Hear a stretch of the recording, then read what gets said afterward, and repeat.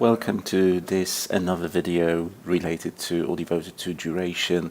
We're going to be talking about some additional variants of the duration measure, namely money duration and something called the price value of a basis point.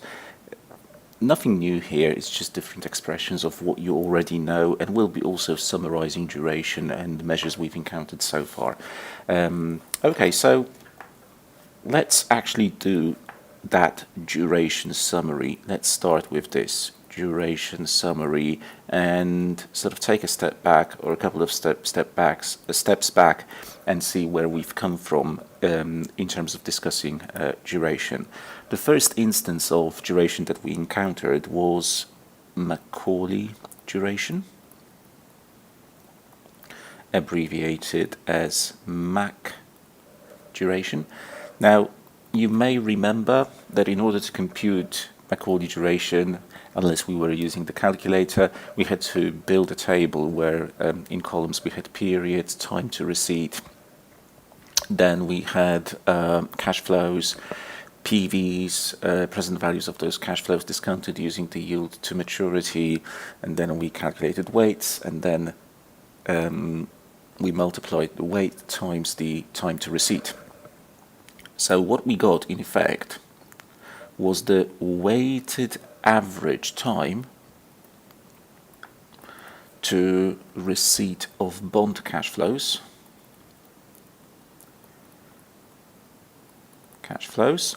and the weights, as I just mentioned, were computed by taking the respective PV of every cash flow, of each cash flow, and relating that to the price of the bond, which was the overall PV of all the cash flows, price of bond. If you have trouble remembering what all of this was about, go back to the Macaulay duration examples. Now, more importantly, or just as importantly, what was the use of Macaulay duration? What was it sort of telling us, giving us? It was giving us the holding period, or the investment horizon, which critically balances, this was the key word, balances the two types of interest rate risk that we encounter. That is the reinvestment risk associated with reinvesting coupons, reinvestment risk, and on the other hand, the price risk, the risk that the bond price will deviate from its carrying value, that constant yield price trajectory, that I was talking about quite a lot. So that was the first one. Everything else was a sort of variant of Macaulay duration, or some modification of it. So the next one we came across was modified duration,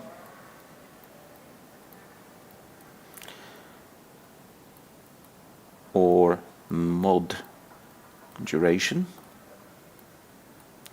and this was simply Macaulay duration divided by 1 plus R, where R was the per period yield to maturity, or yield on the instrument, and we looked at how the annualized Macaulay duration is easily produced by your calculator. You can use that to potentially go back and extract Macaulay duration from it. Quite importantly, if you think about the graphical depiction of the bond price curve in relation to the yield, this being a convex curve, what the modified duration actually does is it measures the slope of that curve at any sort of chosen point. So duration is, modified duration is specific to a certain, it can be computed at a certain yield point for a certain price. Let me say that this is the slope of the price yield curve. Okay, now what is the application of modified duration? What is its use? Well, it's very important. It gives us the estimated percentage price change of for a bond or of a bond given or for a 100 basis point change in yields, in the yield to maturity. So what would happen if interest rates moved this way or that way by 100 basis points? And it's an approximation because it's a linear slope. So it tells you the same thing's going to happen if interest rates go this way or that way, whereas in reality, because of the convex nature of the curve, there is a difference depending on whether you go this way or that way, up or down, in terms of how much the price changes. In the previous video, applications of duration, we did some measurements. Here are the notes from the previous video. I can see that I over here calculated the anticipated change based on annualized modified duration. We multiplied by the change in yield to get the percentage change in the full price of a bond. Over here, that was apparently supposed to be 2.06%. Okay. Now, for the new thing, in the title of this video, we've got money duration, so let's move on to this measure. But as you'll see in a moment, it's really nothing new. Money duration. This is simply taking our annualized modified duration and multiplying by the full price or the full value of your bond or your bond portfolio. So it will give you an estimated price change for your bond or your bond portfolio, but expressed in currency units as opposed to percent. So let's just draw on that example from the previous video. I'm not going to necessarily create anything new here. It doesn't really merit it. Example from previous video. So let's go back here. We had a bond with semi-annual coupons, had an annualized Macaulay duration of 4.2. It traded a yield of 4. We did all that, and we extracted over here the annualized modified duration 4.12. So let's take this back to our current recording here. This is our example. So annualized modified duration is 4.12. And let's assume that the market value of our position in bonds, or the investor's position, market value of investor's position, holding of bonds, let's say that is $1,030,000. And please remember, this is the full price.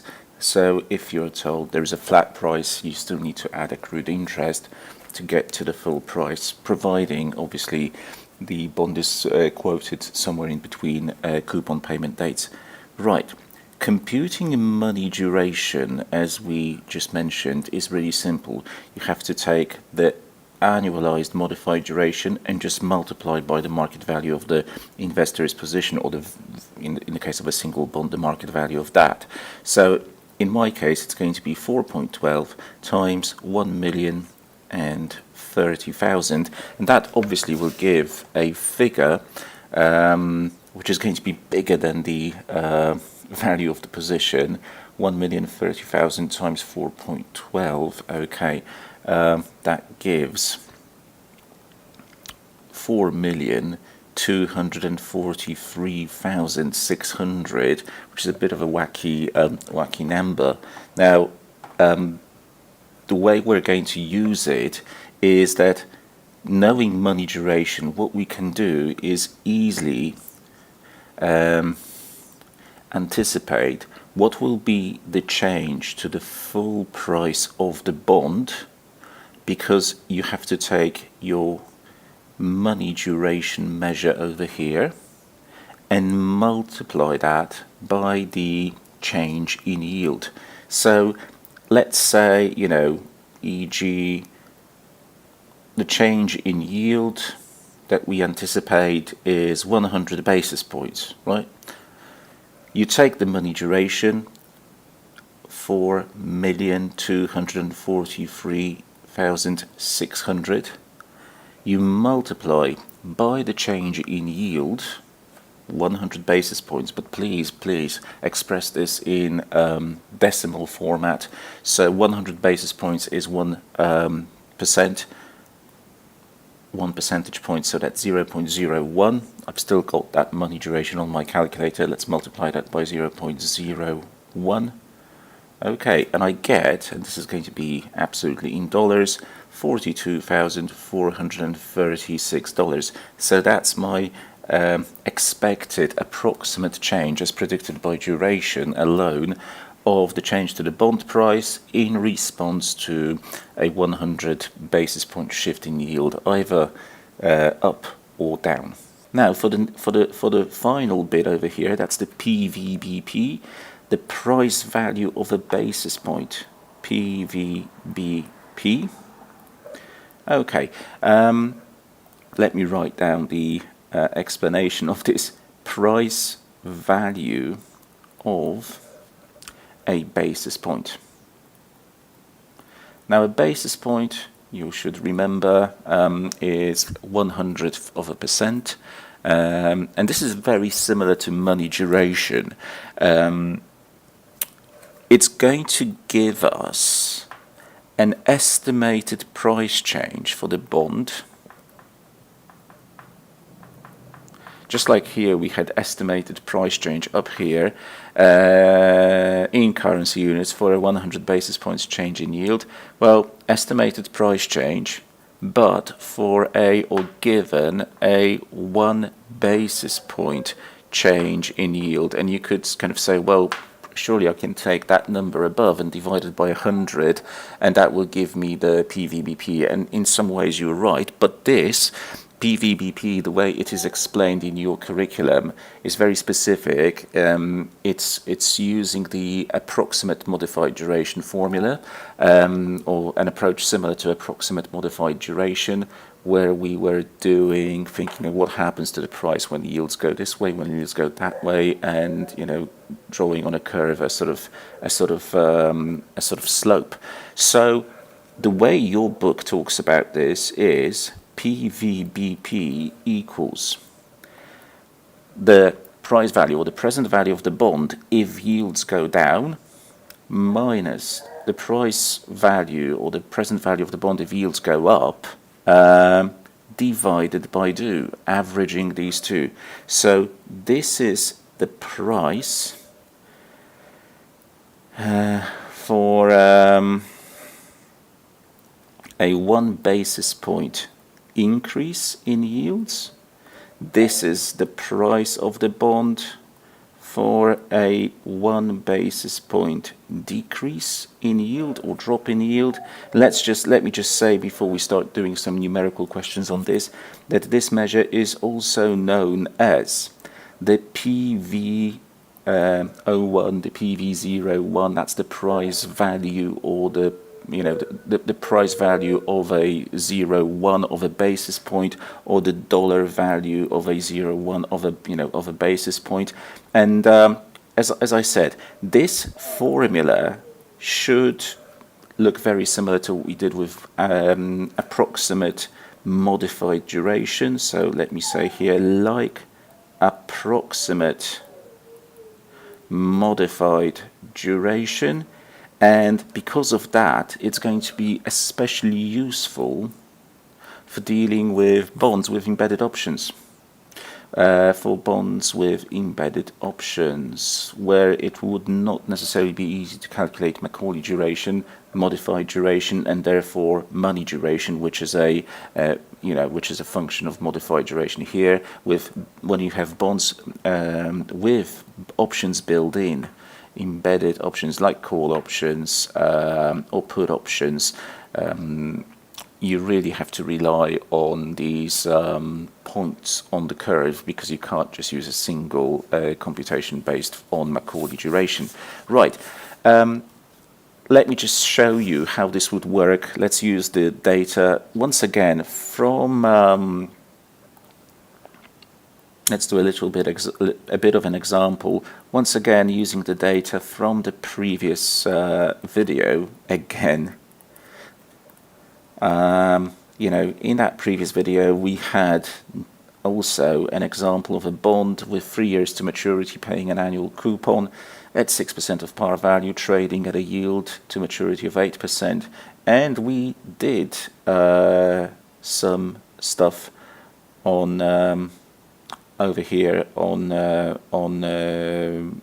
annualized approximate modified duration, right, drawing the curve, drawing the points up and down. Now I'm just going to use this snippet. I'm just going to use the fact that we've got a bond paying an annual coupon at 6% of par value and trading at a yield of to maturity of 8, and a bond that has 3 years to maturity.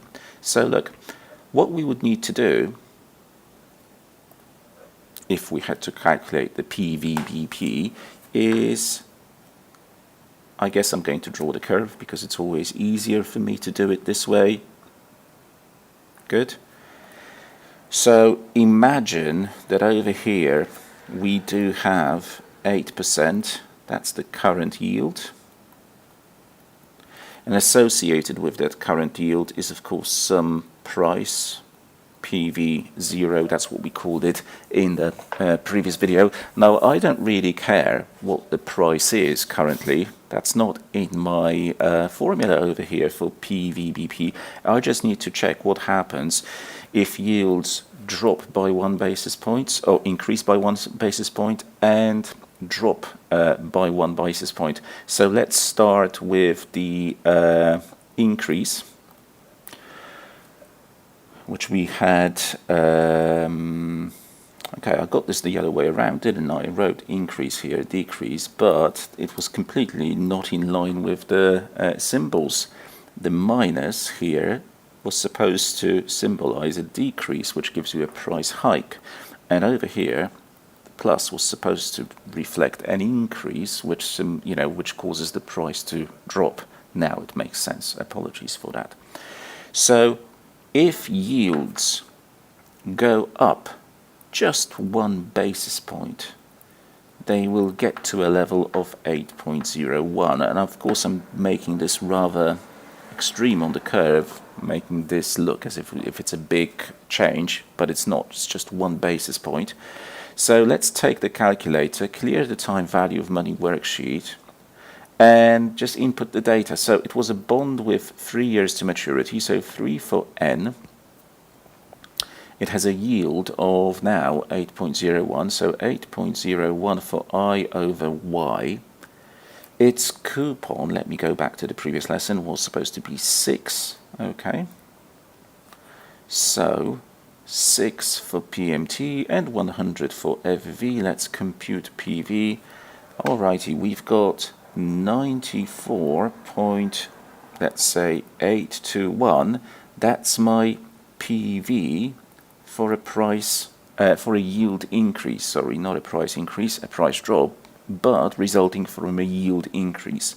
I have to do the same thing now for a 1 basis point change in the other direction, so to 7.99. What would we get over here? In reality it's a bigger change, but we don't care. 7.99. I'm overriding my I over Y input and recomputing PV. 94.87, well, let's say 871. Okay, and I don't care about the slope of the function. I just care about the average of these two. I know one is bigger than the other, to be honest, but I just care about the average change for a 1 basis point increase or decrease. So PVBP is simply that higher number, 94.871, minus that lower number. As you can see, the price value or the price currently does not even enter the equation. It's irrelevant. If it did, you could neutralize. You'd be able to mathematically sort of cancel it out.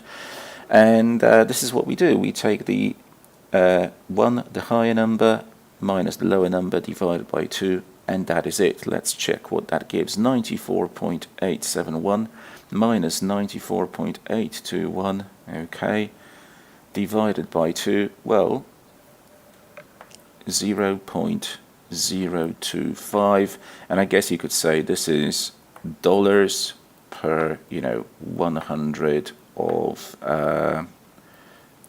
par value. That's the price change per 100 of par value. Good. Very quick, very easy. Now, just a few additional notes relating to specific types of bonds and their durations. Zero coupon bonds.